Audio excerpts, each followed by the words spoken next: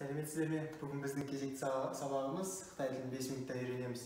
Бүгін біз бұл не, анау не деген екі сұрақпен офистағы біз көп қолданатын заттардың аттарын үйреніп, және оны қалай сұрау керектігін, және жауап бергенде қалай жауап беру туралы үйренейік. Біздің бірінші сұрағымыз бұл не? 这是什么? 这是什么? Бұл не деп біз өзімізге жақын тұрған нәрселерге айтамыз.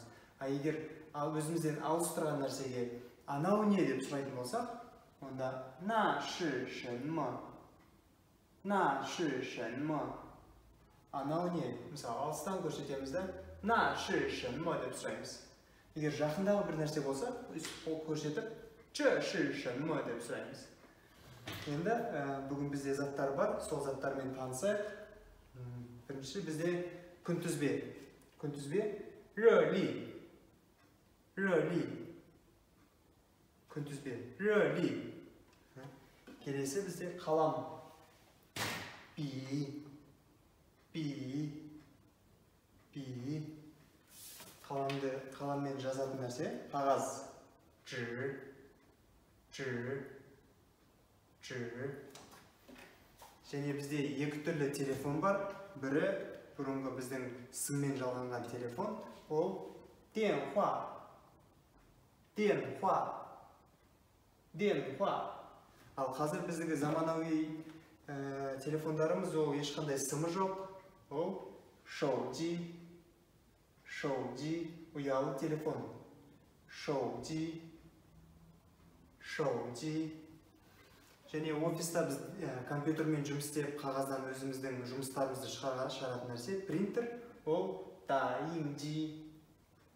打印机. Яғни принтер, 打印机. Принтермен біз жалғыз өзін қолдана алмаймыз, сол үшін бізге компьютер керек. Компьютердің түрлері де болады. Столға орнатылатын компьютер, немесе біз былай айтқанда ноутбук. Оның бәрін қытайша бір атаумен атауға болады. Ол 電脑. 電脑. Бізде ноутбук тұр. Ол 電脑. 電脑.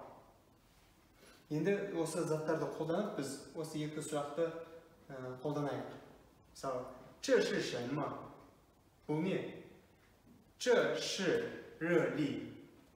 这是деген бұл, 热力деген күнтізбе. Бұл күнтізбе. Дәл сол сияқты. 这是什么? 这是什么? 这是打印机. Бұл принтер. 这是打印机. Немесе мен алыстан тұрайын да компьютерға көрсетіп 那是什么деймін. 那是什么? 那是電脑. 那是電脑. Немесе бізде тағы да орындық бар. Яғни офиста отырып жұмыс істейтін орындық. Ол 椅子. 椅子. 椅子. Орындықпен отырып жұмыс істегенде бізге міндетті түрде керек нәрсе ол үстел. Ол 办公桌. 办公桌. Яғни офиста отырып жұмыс істейтін үстел. 办公桌. Біз жұмыс істеген заттарымызды қоятын документтерге арналған шкаф бар. Ол 文件柜. 文件柜. 文件柜. Бізде осыншама көп заттар бар. Тағы да сұрақтарымызды қолданайық. 那是什么? Анау не?